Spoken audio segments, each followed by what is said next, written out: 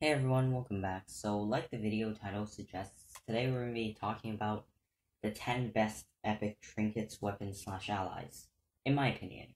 So, I originally thought this was going to be an easy video to film, but to be honest, they can't get easier than any of my other Bloons Adventure Time videos, because those already have pretty minimal editing. Although when I decided to do a bit of testing in the game to see which ones are good, it turns out that the game was actually more balanced than I thought, and that just made my life 10 times harder. Then I decided to brainstorm on a Google Doc, and 1,000 words later, I still don't have a good list. Some of the trinkets were hard to measure because they're only good in certain situations, or when they're wielded by certain characters. Some could be amazing depending on your playstyle, whereas some could just be meh at most for other playstyles.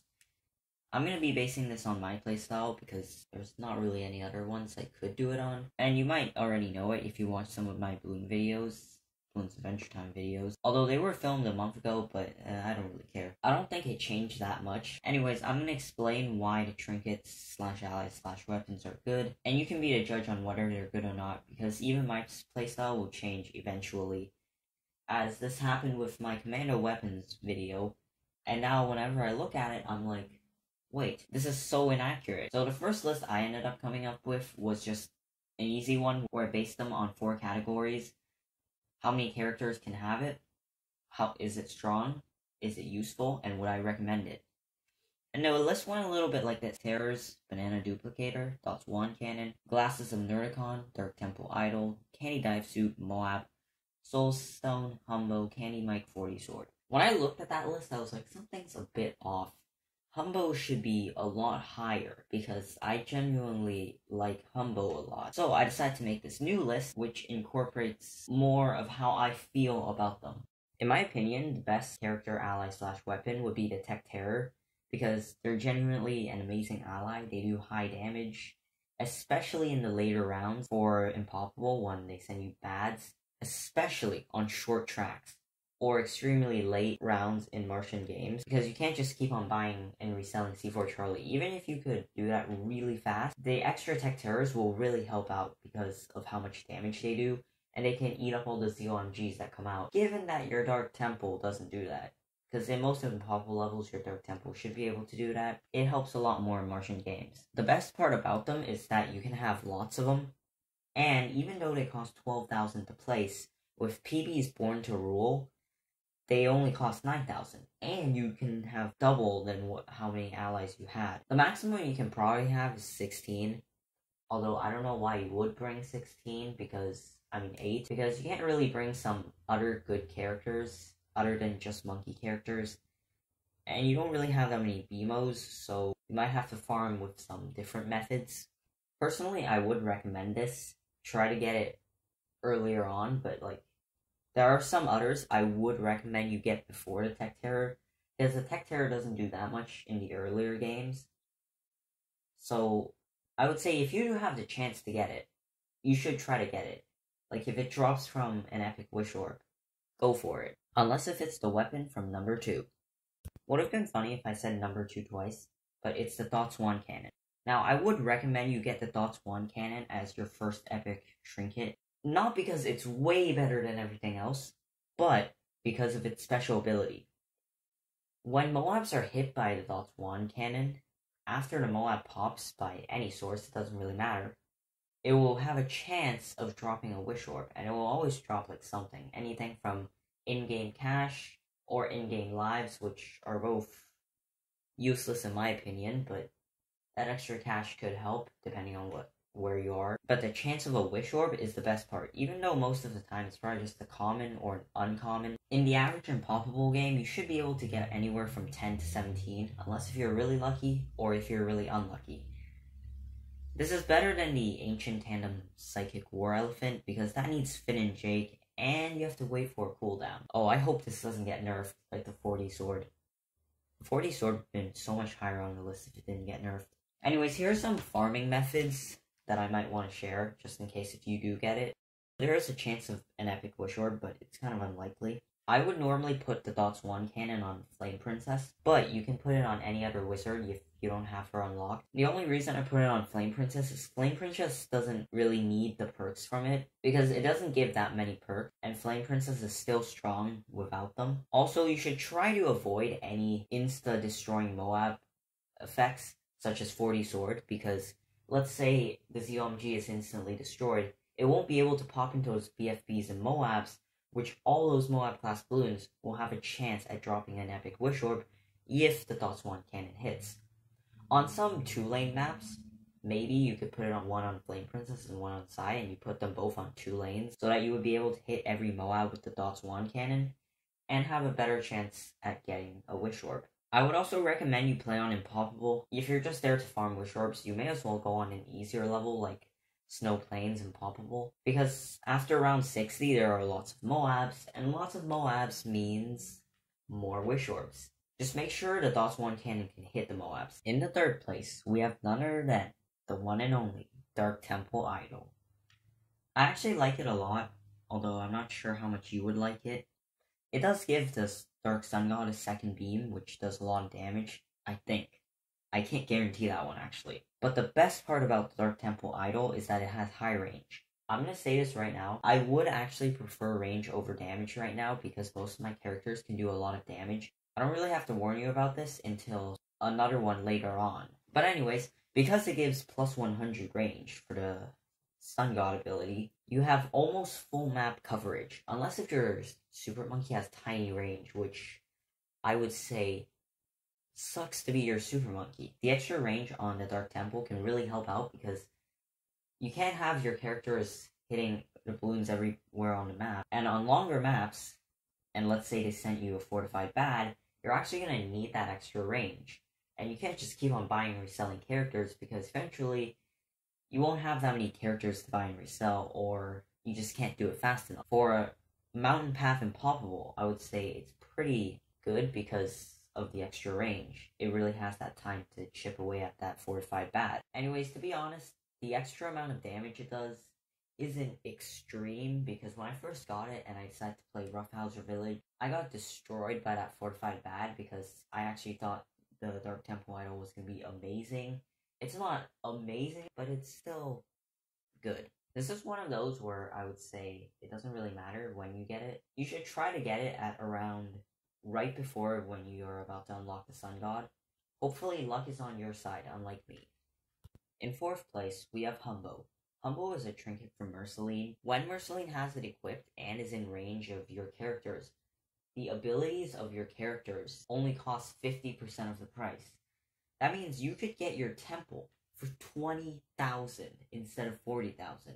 And sometimes just buying and reselling Merceline is quite good, because Merceline only costs 1,200. Then buy and resell, I think you get around 60% back. I'm not sure, somewhere around there. So that means it's not too expensive to buy and resell Merceline, especially since most abilities are pretty expensive, such as Max's ability, Flame Princess's ability, and the one and only, Super Monkey's ability. I'm talking about Temple, not the other one. Personally, I wouldn't say you should rush to get Humbo. If it fell out of an epic Wish Orb, sure, take it. But there are some other ones you should probably take over Humbo, and hopefully luck is on your side and you can get Humbo again. And in 5th place, we have Glasses of Nerdicon. This trinket is generally good to let your characters detect camo. Of course, there are some other trinkets below epic trinkets, such as X-ray goggles or radar scanner, which is super rare and Martian. I feel like there was one for rares, but I'm not sure. Although I took Glasses of Nerdicon over Dragon Eyes, because Glasses of Nerdicon gives plus 9 range, whereas Dragon Eyes gives plus 2 damage to camo balloons. Personally, I would take range over damage most of the time, unless if my characters are super weak. But because you obtain these usually later on in the game, your characters aren't as weak, so that extra range can help a lot more than just a tiny bit of extra damage. And plus, the extra damage only affects camos. It really only helps against DDTs, because I doubt you'd be struggling against ceramic. How would you make it this far into the game while you still struggle on ceramics? And on most maps, even if it's extra camos, you don't even get that many camos compared to normal balloons. So that's why I would prefer the range over that extra damage. And in 6th place, we have Banana Replicator. This is one of those trinkets that are hard to measure because you can't really see the exact effects of what they do. Sure, it gives double the amount of cash earned by Pop, but is it really that easy to tell? I could play a few games without it, and it does seem a lot harder, which means it's really good for starting, but usually later in the game, you do have a lot of ways of making money. But then to be fair, that extra starting money can allow you to greed more, which causes you to buy more stuff, which means more money in the long term. In number 7, we have Candy Dive Suit. So the Candy Dive Suit allows placement on water. Okay, fine. If that was all it did, there would be no way it could have made it on this list. The only reason it's good is because it protects your characters from all negative effects. The placement on water is just a bonus, because there is one trinket that was really good, that's a super rare one, and has almost the same effect. It's a fire boots, and it allows placements on lava, and it protects from all negative effects. Ultimately, I thought about it, and, well, to be fair, it can't make the list because it's not an epic piece of loot.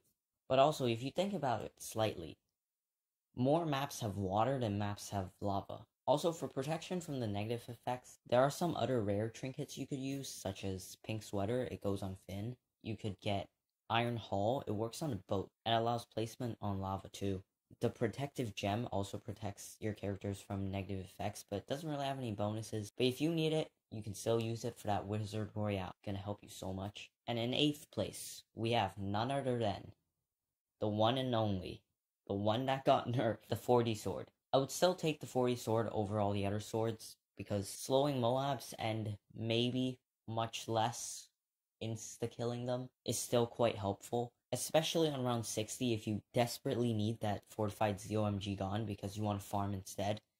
You could obviously use the Wand of Disbursement, but hey, you got a 40 sword. The cooldown is way shorter. Usually, since I have two, I'd put one on Finn and one on Warrior Flame Princess, and then Warrior Flame Princess finally no longer is just a supporting character. But to be fair, if I'm farming Wish Orbs, I can't really use this. And on 9th place, we have the Moab, the mother of all pineapples. The Moab is the bomb I always use on C4 Charlie, because I think that the ability that insta-destroys all the balloons is pretty good. It's just like a ground zero. It destroys all balloons, Moab, and under. And let's say you create a regrow farm. It can save you.